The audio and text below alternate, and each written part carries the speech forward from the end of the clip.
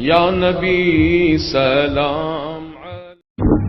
برادران اسلام، السلام علیکم ورحمۃ اللہ وبرکاتہ. الحمد للہ رب العالمین،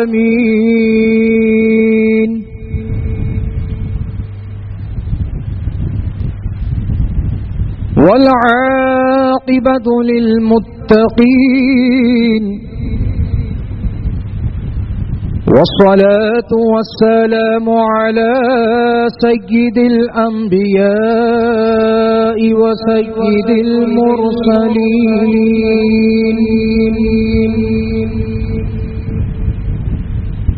وعلى آله وأصحابه أجمعين. أما بعد فأعوذ بالله من الشيطان الرجيم.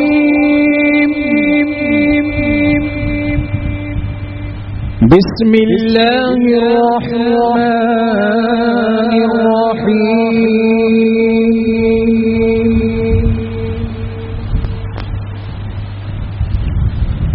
قل بفضل الله وبرحمته فبذلك فليفرحوا، صدق الله العظيم. وبلغنا رسوله النبي الأمين المتين الكريم، ونحن على ذلك لمن الشاهدين والشاكرين والذاكرين، والحمد لله رب العالمين. وأفوض أمري إلى الله، إن الله بصير بالعباد. اعلی حضرت امام اہل سنت مجدد دین و ملت الشاہ امام احمد رضا خاں فاضل عجم و عرب ارشاد فرماتے ہیں، وہ جو نہ تھے تو کچھ نہ تھا، وہ جو نہ ہو تو کچھ نہ ہو.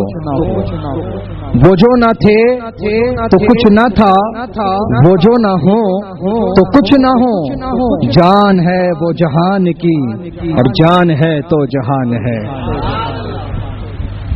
عزیزان ملت اسلامیہ، دوستوں، بزرگوں، نوجوان شفیق ساتھیوں اور اپنے اپنے مکانوں میں سننے والی خواتین اسلام، حسب معمول کچھ کہنے اور سننے سے پہلے ہم اور آپ سب مل کر سرکار مدینہ راحت قلب و سینہ جناب پاک احمد مجتبی محمد مصطفیٰ صلی اللہ تعالی علیہ وسلم کی بارگاہ مقدس میں ہدیہ درود پیش کرنے کی سعادت حاصل کریں. پڑھیے باواز بلند، اللہم صلی علی سیدنا و نبینا و مولانا محمد عدد ما فی علم اللہ صلاة دائمة بدوام ملک اللہ. اولا آپ تمامی احباب اہل سنت کی خدمت میں ماہ ربیع النور شریف کی آمد پر پرخلوص مبارکباد پیش کرتا ہوں اور دعا کرتا ہوں کہ اللہ تعالی اس ماہ مقدس ماہ مبارک کے فیوز و برکات سے ہم سب ایمان والوں کو مالا مال فرمائے اور با ادب سرکار مدینہ علیہ السلام کی میلاد اور جلوس نکالنے والا بنائے. حضرات گرامی، اس ماہ مقدس، ماہ محتشم، ماہ محترم، ماہ ربیع الاول شریف کی آمد ہو چکی ہے اور وہ پیارا مہینہ ہمارے سروں پر سایہ فگن ہے، جس مہینے کو ہمارے آقا نبی اکرم علیہ السلام کی ولادت سے نسبت حاصل ہے. اسی ماہ ربیع النور شریف کی 12 تاریخ کو عامۃ الفیل میں واقع فیل کے واقع ہونے کے 55 دن کے بعد آفٹر 55 ڈیز 55 دن کے بعد ہمارے آقا صبح صادق کے وقت اس دانائے گیتی پر تشریف لائے. وہ صبح صادق کی مبارک ساعت جس ساعت پر امام عشق و محبت نے لاکھوں سلام بھیجے ہیں اور یوں عرض کیا ہے جس سہانی گھڑی چمکا طیبہ کا چاند جس سہانی گھڑی چمکا طیبہ کا چاند اس دل افروز ساعت پہ لاکھوں سلام اس دل افروز ساعت پہ لاکھوں سلام اس مبارک دن پر لاکھوں سلام ہے اس مبارک ساعت پر اس مبارک گھڑی پر لاکھوں سلام ہے اس مبارک دن پر لاکھوں سلام ہے اس مبارک ماہ پر لاکھوں سلام ہے اور جس ذات کی آمد ہوئی ہے اس ذات پر کروڑوں کروڑ سلام ہے. سبحان اللہ سبحان اللہ. حضرات اس زمانے کو عامۃ الفیل کہا جاتا ہے یعنی ہاتھی کا زمانہ. مطلب یہ ہے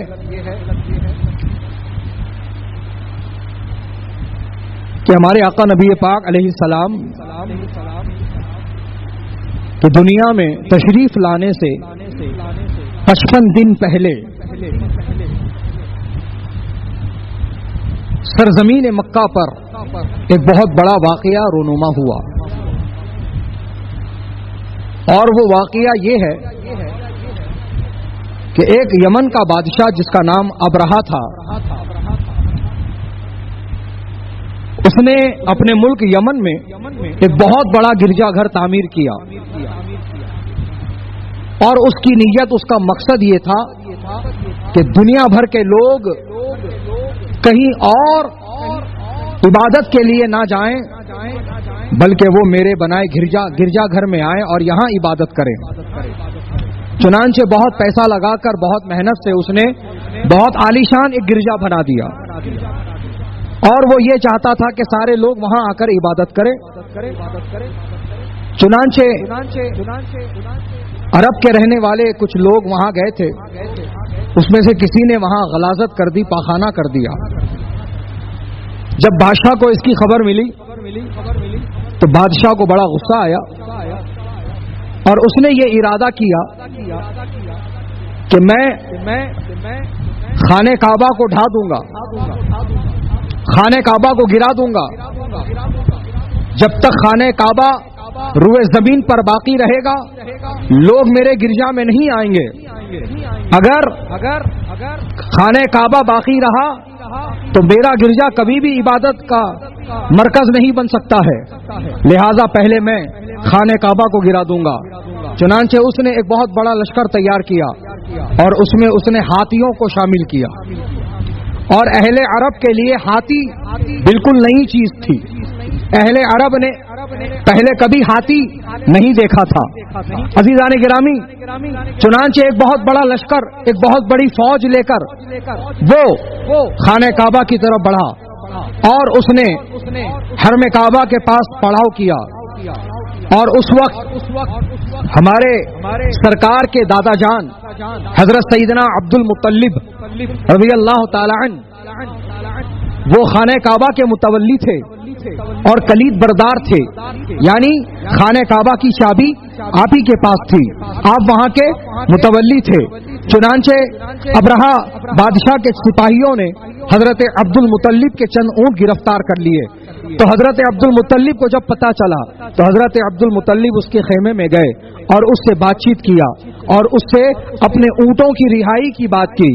تو ابرہا ہنسنے لگا اور کہنے لگا کہ میں آپ کو بہت حیثیت والا سمجھ رہا تھا، میں آپ کو بہت عزت والا سمجھ رہا تھا، میں یہ دیکھ رہا تھا کہ آپ ایک سردار ہیں، آپ خانہ کعبہ کے متولی ہیں، آپ اس کے کلید بردار ہیں، آپ کو یہ پتا ہے کہ میں خانہ کعبہ کی اینٹ سے اینٹ بجانے کے لیے آیا ہوں، میں خانہ کعبہ کو ڈھانے کے لیے آیا ہوں، میں خانہ کعبہ کو توڑنے کے لیے آیا ہوں۔ آپ اس کی حفاظت کی بات کرنے کے بجائے، اس کے متعلق کچھ بات کرنے کے بجائے آپ اپنے اونٹوں کی بات کر رہے ہو، اپنے اونٹوں کو رہا کرانے کی بات کر رہے ہو۔ تو حضرت عبد المطلب رضی اللہ عنہ نے ابرہہ نامی اس بادشاہ سے جواب دیا کہ اونٹ میرے ہیں،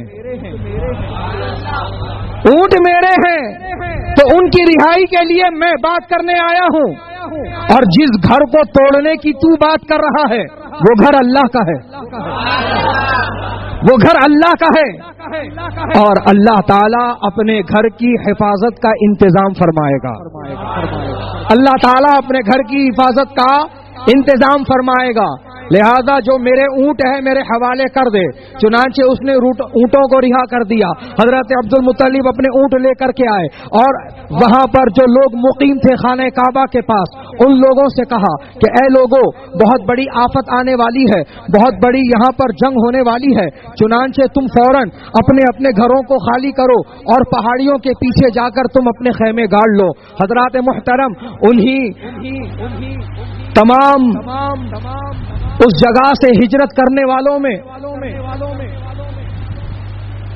ہمارے آقا نبی پاک علیہ السلام کی والدہ ماجدہ بھی ہیں، جن کا نام سیدہ آمنہ رضی اللہ تعالی عنہا ہے،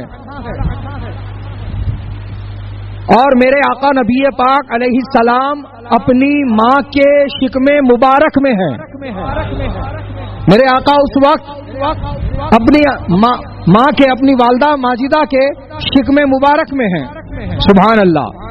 عزیزان گرامی، چنانچہ فوراً ہی حضرت عبد المطلب کے کہنے پر خانہ کعبہ کے اطراف و اکناف رہنے والے لوگوں نے وہاں سے اپنا مقام منتقل کیا، اور انتقال کرتے ہوئے انہوں نے پہاڑیوں کے پیچھے اپنا بسیرا بسا لیا۔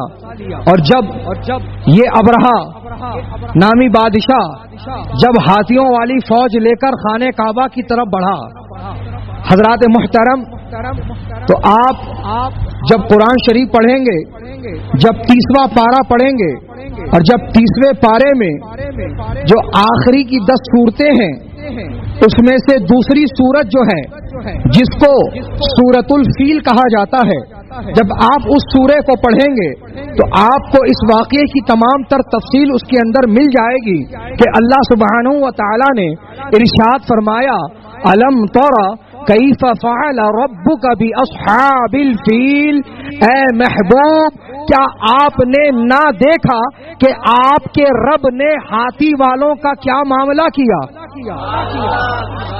سبحان اللہ۔ عزیزان گرامی، ایک بات قابل غور ہے، میرے آقا نبی پاک علیہ السلام ماں کے پیٹ میں ہیں، ماں کے پیٹ میں ہیں، ماں کے پیٹ میں ہیں،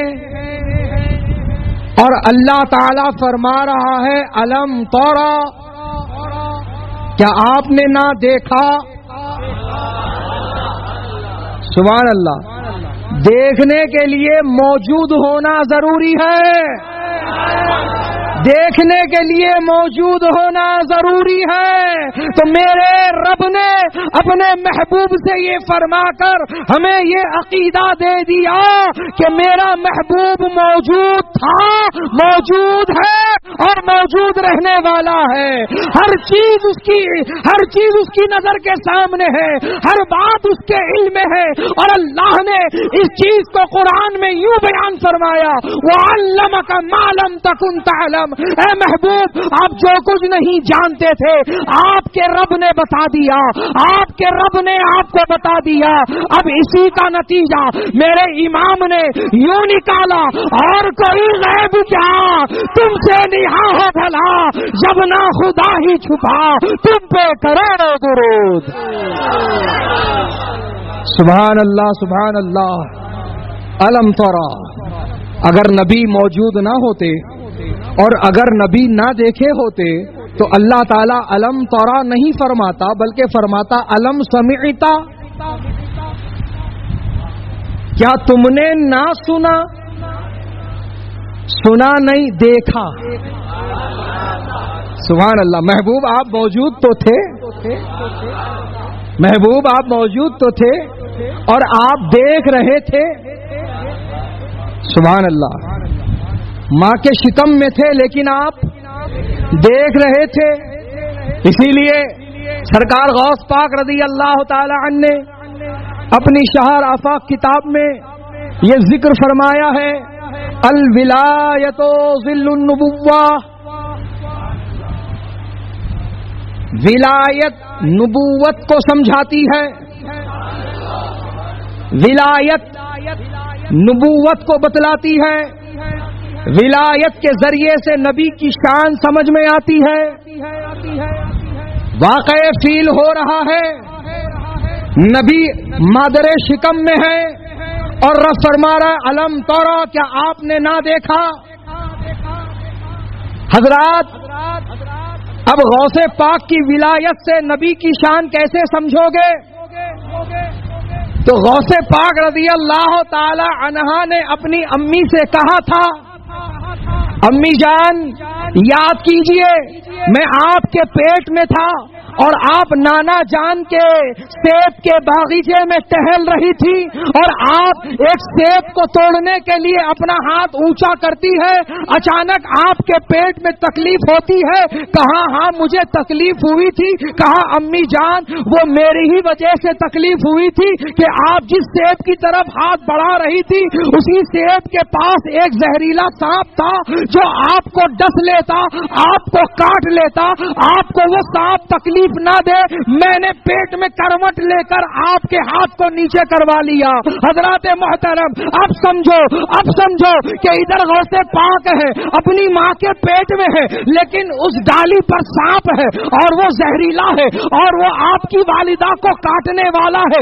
یہ غوث کی ولایت جان رہی ہے. تو حضرات محترم جب غوث اعظم کی یہ شان ہے تو سوچو رسول اعظم کی شان کیا ہوگی، رسول اعظم کی شان کیا ہوگی. تبھی تو کہا کہنے والے نے ان کے گدا بھر دیتے ہیں شاہان زمانہ کی جھولی. محتاج کا جب یہ عالم ہے تو مختار کا عالم کیا ہوگا. سبحان اللہ سبحان اللہ. رب نے فرمایا الم ترا، اے محبوب کیا آپ نے نہ دیکھا؟ کیف فعل، رب نے کیا کیا اصحاب الفیل، ان ہاتھی والوں کے ساتھ کہ جب وہ خانہ کعبہ کو توڑنے کے لیے آئے تھے تو اللہ تعالی نے نہ حضرت جبریل امین کو بھیجا، نہ حضرت اسرافیل کو، نہ حضرت اسرائیل کو، نہ حضرت میکائیل کو، نہ کسی اور ملائکہ، نہ کسی فرشتے کو، بلکہ اللہ سبحانہ و تعالی نے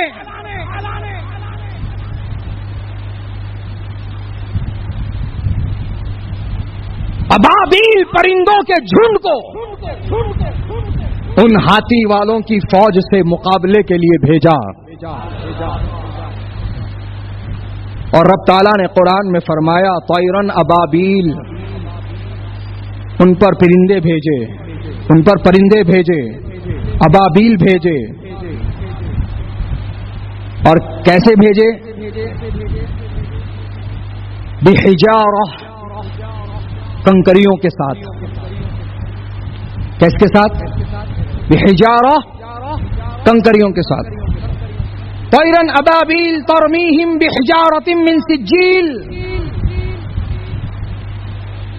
کہا اے ابابیل فلاں وادی میں جاؤ اور ان کنکریوں کو اٹھاؤ اور ان ہاتھی والوں پر ڈال دو، ان ہاتھی والوں پر وہ کنکریاں ڈال دو.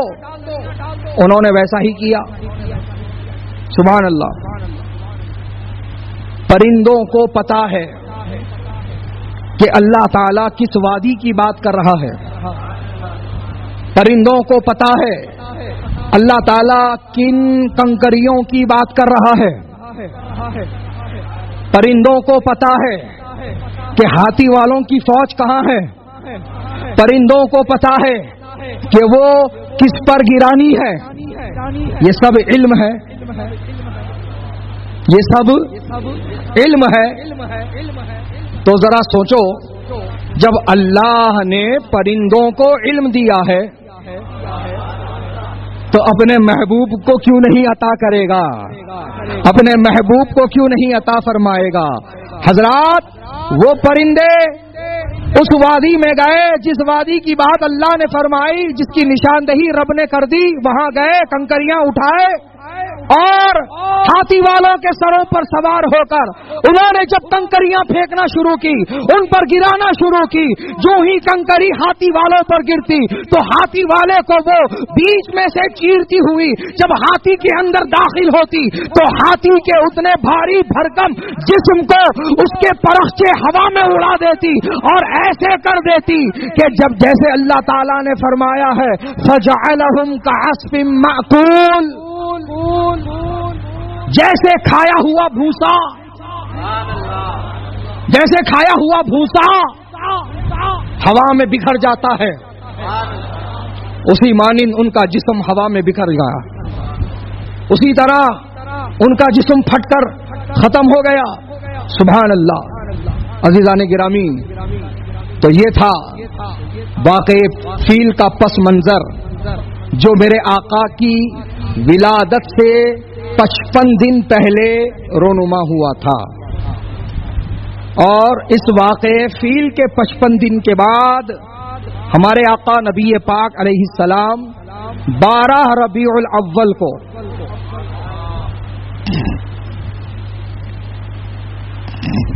یعنی کہ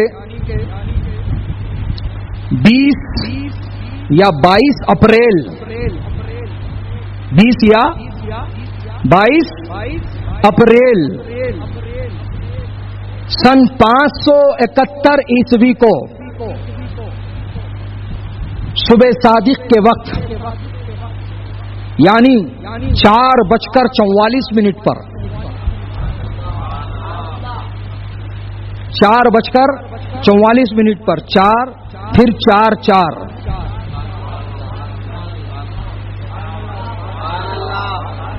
پھر = 12. سبحان اللہ. صبح 4:44 پر جس کو صبح صادق کا وقت کہا گیا، وہ مبارک ساعت، وہ مبارک گھڑی جس مبارک ساعت پر میرے امام لاکھوں سلام بھیج رہے ہیں اور یوں فرما رہے ہیں، جس سہانی گھڑی چمکا طیبہ کا چاند، اس دل افروز ساعت پہ لاکھوں سلام. تو اس مبارک وقت میں میرے آقا کی اس شان سے آمد ہوئی کہ آپ سے قبل اور آپ کے بعد آج تک نہ کوئی ایسا پیدا کیا گیا نہ پیدا کیا جائے گا. کوئی نہیں. جب نبیوں اور رسولوں میں ان کی مثال نہیں تو غلاموں میں کہاں سے ہوگی؟ جب انبیاء اور مرسلین میں ان کی مثل نہیں تو غلاموں میں کہاں سے ہوگی؟ تو حضرات، اللہ نے ایسا اعلیٰ انتظام فرمایا اپنے محبوب کی آمد پر کہ پوری دنیا میں سرسبز و شاداب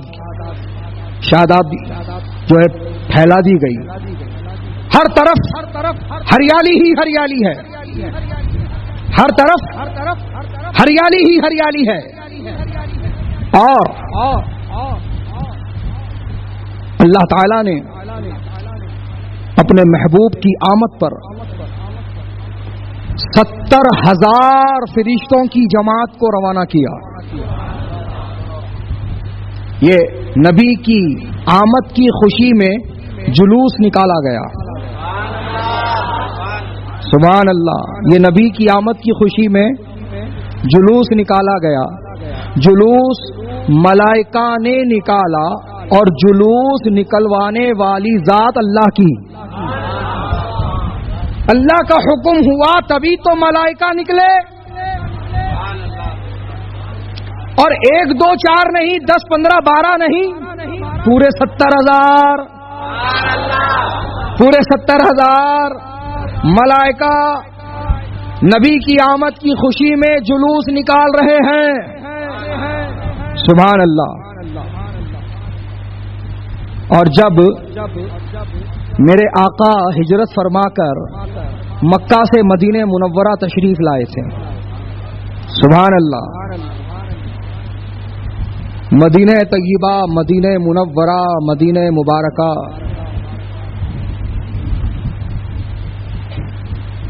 جو یہ مدینہ منورہ ہے،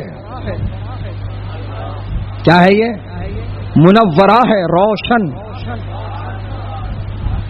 اس کو روشن کس نے کیا ہے؟ حالانکہ اگر آپ تاریخ حجاز پڑھیں گے تو آپ کو پتا چلے گا کہ مدینے کا نام مدینہ نہیں بلکہ یثرب ہے. اور یہ وہ جگہ ہے جہاں لوگ اپنا قافلہ گزارنے کو بھی تیار نہ تھے. دور دراز سے جو لوگ حمل و نقل کیا کرتے تھے تو وایا یثرب بھی وہ کراس نہیں کرتے تھے بلکہ بہت دور سے کٹ جاتے تھے. کیوں؟ کیونکہ یثرب کو یثرب اسی لیے کہا جاتا تھا کہ وہ بیماریوں کی جگہ تھی، وہ تکلیف کی جگہ تھی. وہاں وبائی امراض بہت جلدی پھیلتے تھے اور سانپ بچھو بکثرت پائے جاتے تھے. وہاں لوگوں کی جان کو بڑا جوخم تھا. تو اس طرح سے یہ علاقہ بدنام تھا. یہ علاقہ بدنام تھا اور لوگ وہاں پر گزرنے کو، ٹھہرنا تو دور کی بات، وہاں جا کر تجارت کرنا تو دور کی بات، وہاں ٹھہرنے کو بھی، وہاں سے گزرنے کو بھی وہ پسند نہیں کیا کرتے تھے. یہ تھی جو ہے تاریخ یہ یثرب کی. حضرات محترم، لیکن جب میرے آقا کی آمد ہوئی، جب میرے آقا کی آمد ہوئی تو کل تک جو جگہ تکلیف والی تھی وہ شفا والی ہو گئی. کل تک جو جگہ زحمت والی تھی وہ رحمت والی ہو گئی.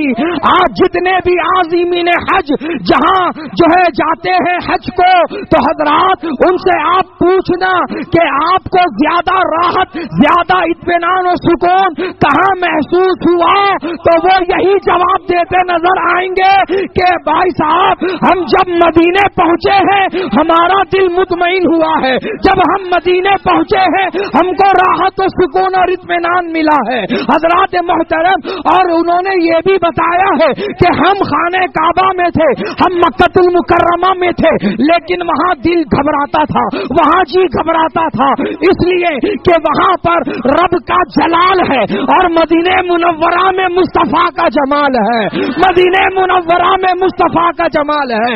اور یہ وہ جگہ ہے جہاں جانے کے لیے ہر عاشق تڑپتا اور مچلتا ہے. اور امام اہل سنت کی زبان میں یہی کہتا ہے، جان و دل ہوش و خرد سب تو مدینے پہنچے، تم نہیں چلتے رضا سارا تو سامان گیا.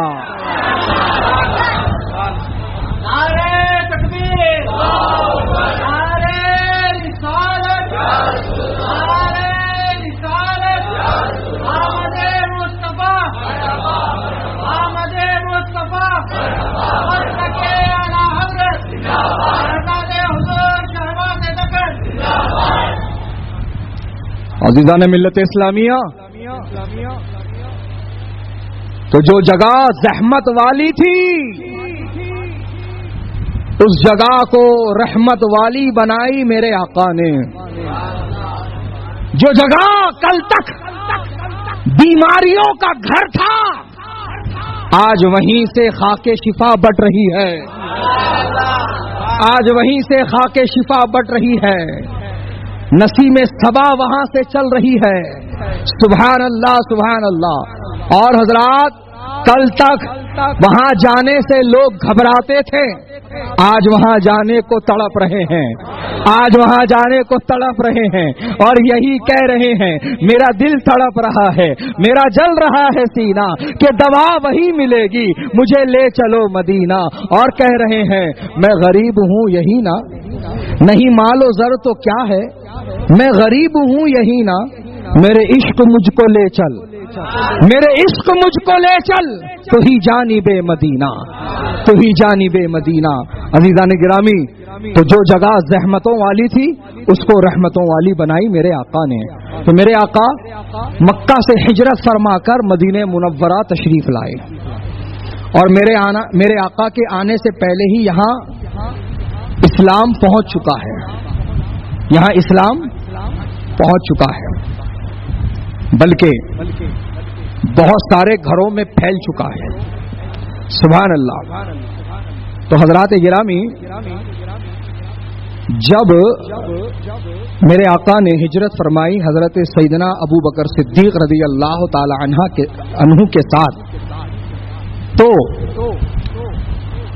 وہ ایسا مبارک سفر ہے، سبحان اللہ،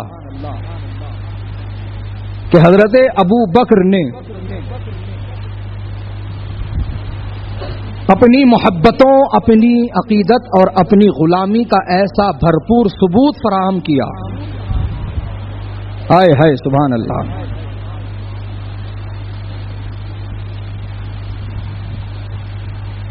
کہ حضرت ابو بکر صدیق رضی اللہ تعالی عنہ نبی کے ہمراہ چل رہے تھے،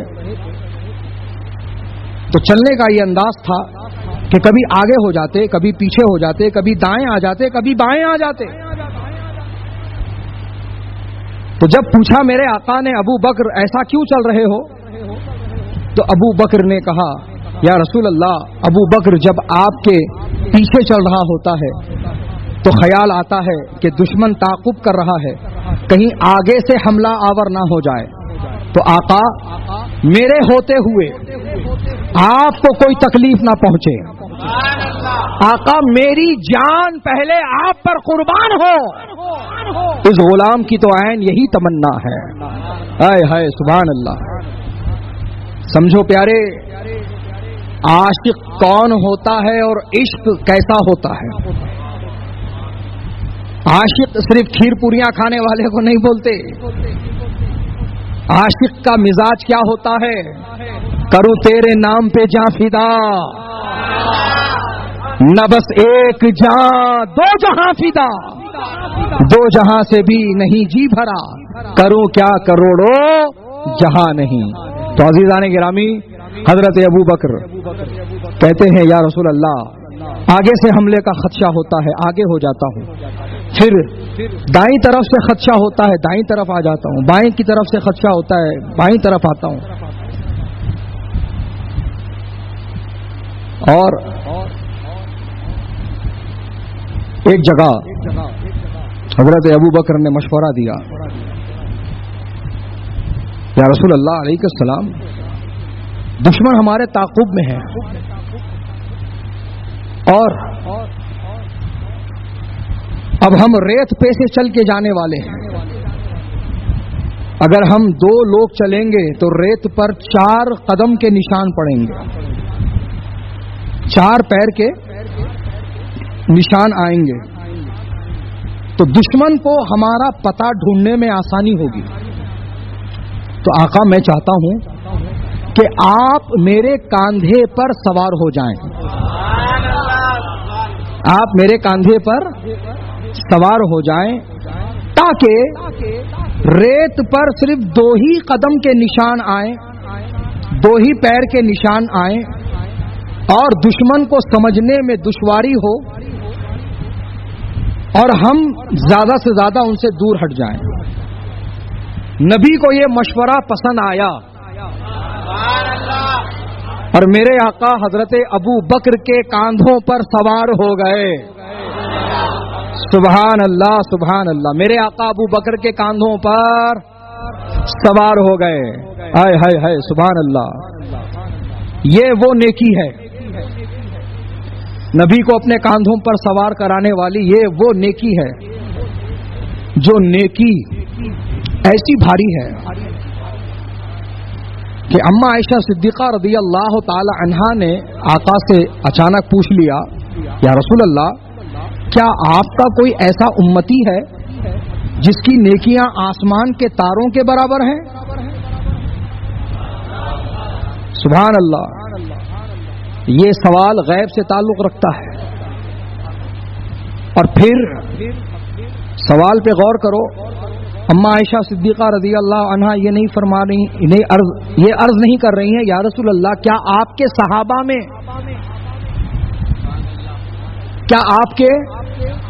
صحابہ میں کوئی ایسا خوش نصیب ہے جس کی نیکیاں آسمان کے تاروں کے برابر ہوں؟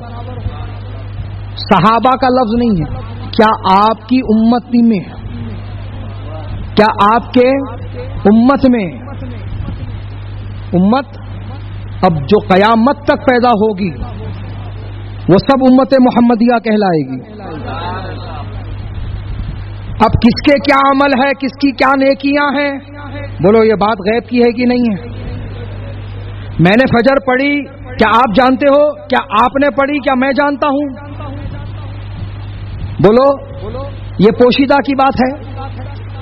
تو حضرات محترم اما عائشہ صدیقہ رضی اللہ تعالی عنہ پوچھ رہی ہے یا رسول اللہ کیا آپ کے امتی میں, کیا آپ کی امت میں کوئی ایسا امتی ہے جس کی نیکیاں آسمان کے تاروں کے برابر ہو؟ تو میرے آقا نے اما عائشہ صدیقہ رضی اللہ تعالی عنہ کو جواب دیا, ہاں عائشہ وہ عمر ہے, وہ عمر ابن خطاب ہے جس کی نیکیاں آسمان کے تاروں کے برابر ہے. پتا چلا آسمان میں تارے کتنے ہیں یہ بھی نبی کو خبر ہے.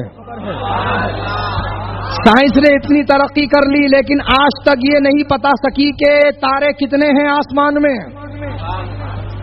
سائنس گھٹنے ٹیک دیتی ہے, سائنس قاصر آ جاتی ہے. تو پتا چلا جہاں سائنس گھٹنے ٹیک دیتی ہے, جہاں سائنس ختم ہو جاتی ہے, وہاں سے میرے نبی کا علم شروع ہو جاتا ہے. سبحان اللہ سبحان اللہ.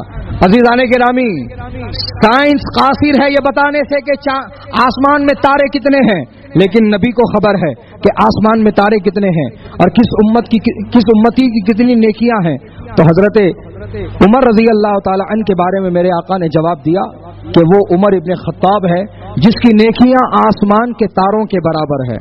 تو جیسے ہی خلاف توقع, یہ جواب اما عائشہ کے لیے خلاف توقع تھا, یعنی اما عائشہ صدیقہ رضی اللہ تعالی عنہا یہ سوچ رہی تھی کہ میرے ابا سیدنا ابو بکر صدیق کا نام آئے گا,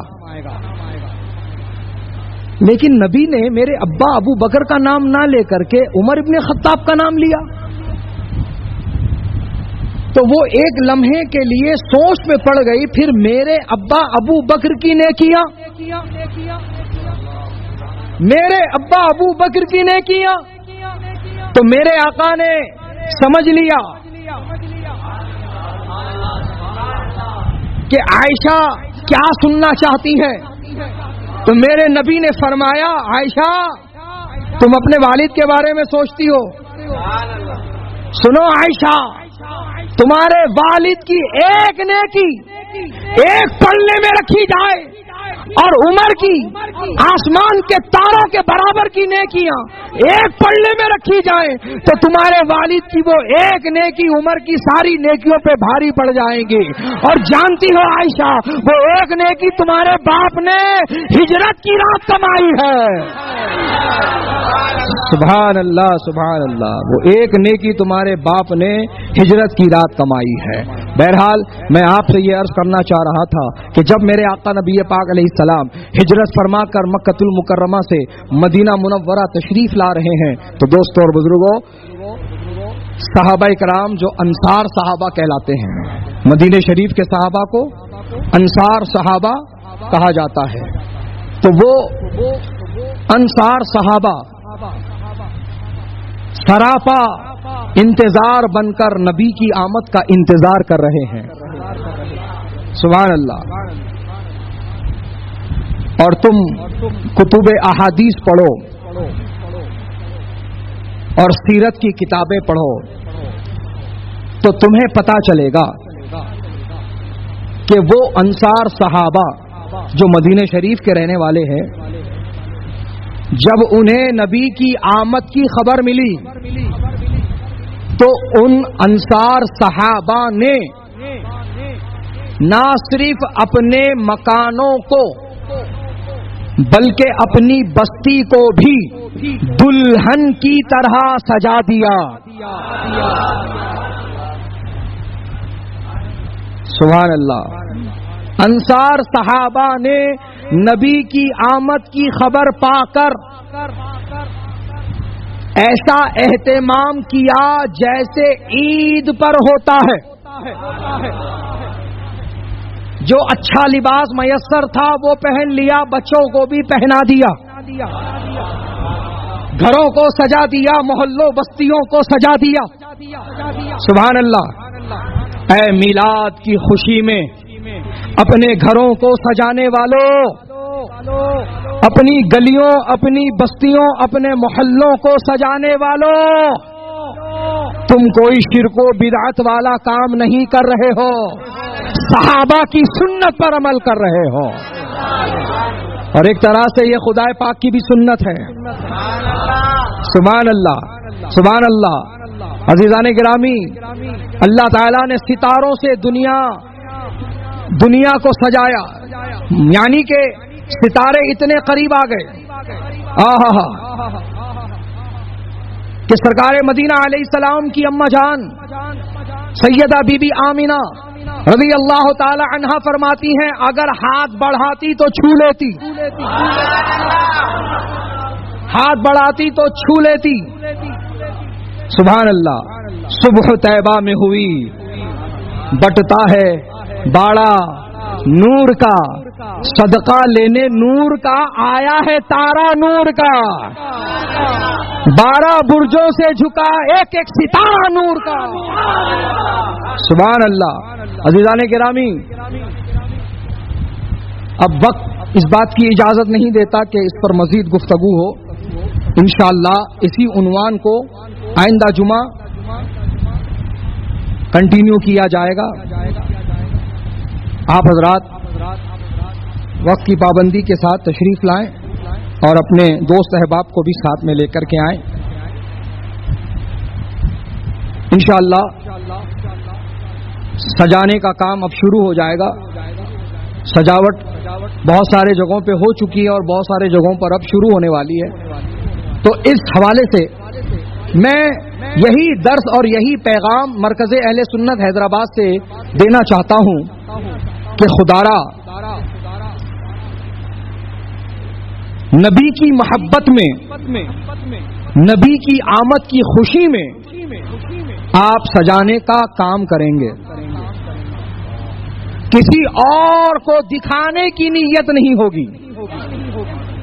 بات سمجھ میں آئی کہ آج کل یہ ٹرینڈ چل رہا ہے، انہوں ایسی لائٹنگ لگائے اپن ایسی لگائیں گے، انہوں اتنے شارپیاں لگائے اپن اتنے شارپیاں لگائیں گے، انہوں اتنے پاور کینا لگائے اپن اتنے پاور کینا لگائیں گے. یہ کمپٹیشن، اپنے ہی بھائیوں سے کمپٹیشن، یہ نہیں. کمپٹیشن ہم کو نہیں کرنا ہے. محلوں کو سجاؤ کہ بستیوں کو سجاؤ کہ دکانوں کو سجاؤ کہ مکانوں کو سجاؤ، بس آپ کی یہی نیت ہونی چاہیے. سنا ہے آپ ہر عاشق کے گھر تشریف لاتے ہیں، میرے گھر میں بھی ہوتا ہے چراغا یا رسول اللہ. یہ نیت ہونی چاہیے آپ کی، دکھاوا نہیں ہونا چاہیے. کسی کو بتانا ہے، کسی کو جتلانا ہے، نہیں، کام وہ لے لیجئے تم کو جو راضی کرے، ٹھیک ہو نام رضا تم پہ کروڑوں درود۔ تو یہ مقصد، یہ نیت ہو، اور جگہ جگہ لنگر کھلائے جاتے ہیں، ضرور کھلاؤ، لیکن کھڑے ہو کر کے نہ کھاؤ نہ کھانے دو۔ نبی کے نام کا لنگر اور نبی کی سنت کے خلاف، بات سمجھ میں آ رہی ہے؟ نبی کے نام کا لنگر اور نبی کی سنت کے خلاف جا کر ایسا ہو سکتا ہے؟ نہیں، ہرگز نہیں۔ بلکہ آپ بیٹھنے کا انتظام کرو، دسترخوان بچھاؤ اور نیچے فرش پر بٹھا کر کھانا کھلاؤ۔ بہتر ہوگا کہ جو لوگ کھانے کے لیے بیٹھے ان کو ٹوپی بھی فراہم کرو، اور ساتھ ہی ساتھ مسئلہ بتا دو کہ بھائی جان کھانا پینا ہمیشہ اپنے سر کو ڈھانپ کر ہونا چاہیے۔ سر پر ٹوپی پہنو یا رومال اوڑو، مگر ننگے سر نہ کھاؤ نہ پیو، یہ پیغام دو۔ بلکہ آداب اور سنت طریقہ بینر پہ لگا کے وہاں لگا دو تاکہ لوگ پڑھیں، کھائیں بھی اور سبق بھی لے جائیں وہاں سے۔ عمل کرو گے انشاءاللہ؟ انشاءاللہ۔ خوب سجاؤ، خوب سجاؤ، خوب سجاؤ۔ کسی کے بھی چھڑنے پر تم فکر مت کرو، ارے ان چھڑ رہا، چھڑنے والے کو اور چڑھاؤ، چھڑنے والے کو اور چڑھاؤ، اور یہی امام اہل سنت کی زبان میں دہراؤ، دشمن احمد پہ شدت کیجئے، ملحدوں کی کیا مروت کیجئے، غیظ میں جل جائیں بے دینوں کے دل، یا رسول اللہ کی کثرت کیجئے، یا رسول اللہ کی کثرت کیجئے۔